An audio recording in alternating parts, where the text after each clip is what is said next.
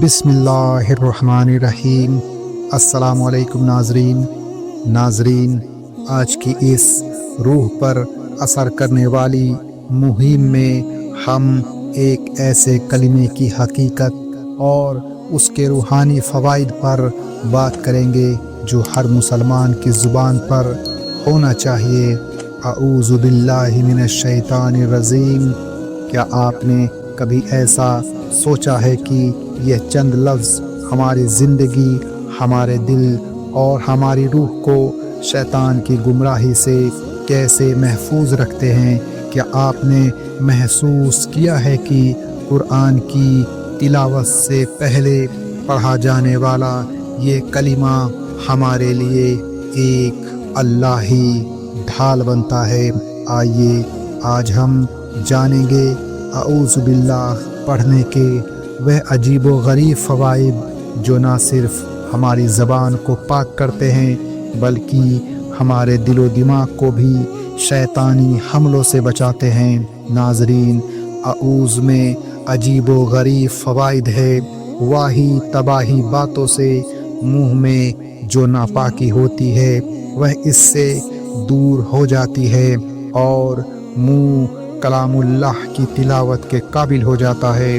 اسی طرح اس میں اللہ تعالیٰ سے امداد طلب کرنی ہے اور اس کی عظیم الشان قدرتوں کا اقرار کرنا ہے اور اس باطنی کھلے ہوئے دشمن یعنی شیطان کے مقابلے میں اپنی کمزوری اور عاجزی کا اقرار ہے، کیونکہ انسانی دشمن کا مقابلہ ہو سکتا ہے، احسان اور سلوک سے اس کی دشمنی دور ہو سکتی ہے، جیسے کہ قرآن کریم میں اللہ تعالیٰ کا ارشاد ہے، میرے خاص بندوں پر تیرا کوئی غلبہ نہیں، رب کی وکالت کافی ہے۔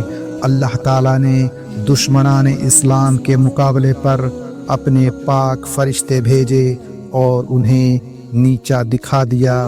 ایک اہم بات یاد رکھیے کہ جو مسلمان کافروں کے ہاتھ سے مارا جائے وہ شہید ہے، لیکن جو اس باطنی دشمن شیطان کے ہاتھ مارا جائے وہ اللہ کا ٹھکرایا ہوا ہے۔ جس پر کفار غالب آ جائے وہ اجر پاتا ہے، لیکن جس پر شیطان غالب آئے وہ ہلاک و برباد ہوتا ہے۔ چونکہ شیطان انسان کو دیکھ سکتا ہے اور انسان اسے نہیں دیکھ سکتا، اس لیے قرآنی تعلیم یہ ہے کہ تم اس کے شر سے اس کی پناہ چاہو جو اسے دیکھتا ہے اور یہ اسے نہیں دیکھ سکتا۔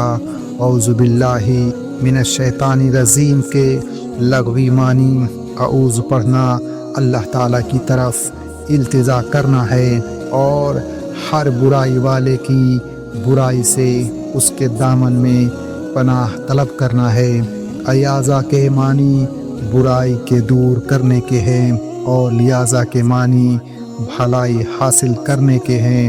متنبی کا شعر ہے، اے وہ پاک ذات جس کی ذات سے میری تمام امیدیں وابستہ ہیں، اور اے وہ پروردگار کی تمام برائیوں سے میں اس کی پناہ پکڑتا ہوں۔ جسے وہ توڑے اسے کوئی جوڑ نہیں سکتا اور جسے وہ جوڑے اسے کوئی توڑ نہیں سکتا۔ اعوذ کے معنی یہ ہے کہ میں اللہ تعالیٰ کی پناہ پکڑتا ہوں کہ شیطان رجیم مجھے دین و دنیا میں کوئی ضرر نہ پہنچا سکے۔ جن احکام کی فرما برداری کا مجھے حکم ہے ایسا نہ ہو کہ میں ان سے رک جاؤں، اور جن کاموں سے میں منع کیا گیا ہوں ایسا نہ ہو کہ وہ برے کام مجھ سے سرزد ہو جائیں۔ یہ ظاہر ہے کہ شیطان سے بچانے والا سوائے رب تعالیٰ کے اور کوئی نہیں، اسی لیے پروردگار عالم نے انسانوں کے شر سے محفوظ رہنے کی تو ترکیب سلوک و احسان بتائی ہے، اور شیطان کے سر سے بچنے کی صورت یہ بتائی کہ ہم اس کی ذات پاک کے ذریعے پناہ طلب کریں۔ اسی لیے کہ نہ تو اسے رشوت دی جائے، نہ وہ بھلائی اور سلوک کی وجہ سے اپنی شرارت سے باز آئے۔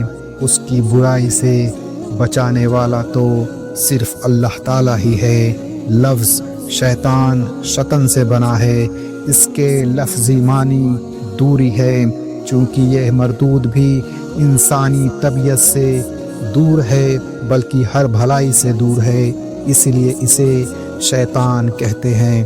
قرآن کریم میں ہے، اسی طرح ہم نے ہر نبی کے دشمن شیاطین جن و انس کیے ہیں جو آپس میں ایک دوسرے کو دھوکے کی بناوٹی باتیں پہنچاتے رہتے ہیں۔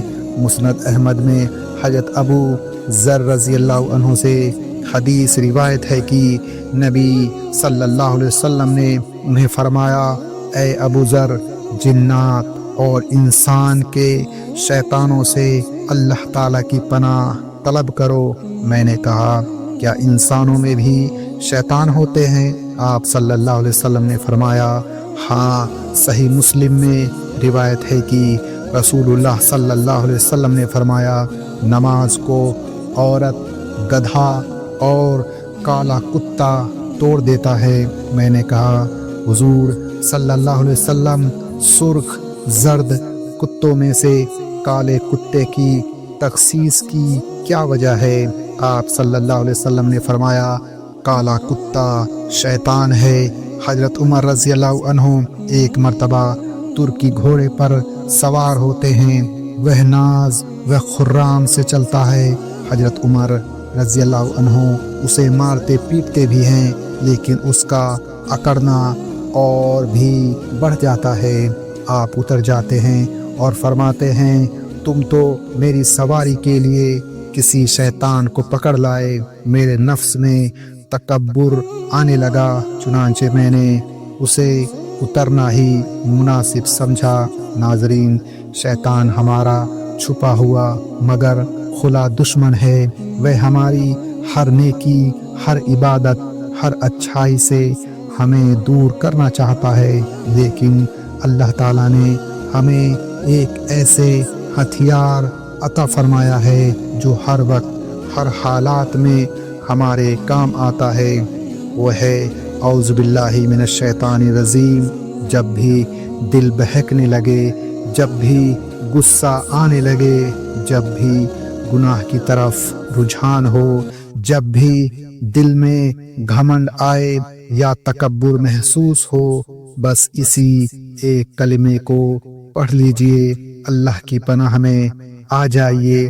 یاد رکھیے، جس پر دشمن خدا شیطان غالب آ جائے وہ ہلاک اور برباد ہو جاتا ہے، لیکن جو اللہ کی پناہ میں آ جائے وہ دونوں جہانوں میں کامیاب ہو جاتا ہے۔ اسی دعا کے ساتھ کہ اللہ تعالی ہمیں ہر لمحہ اپنی حفاظت میں رکھے اور شیطان کے مکر و فریب سے بچائے۔ وآخر دعوانا ان الحمد یا رسول اللہ، یا حبیب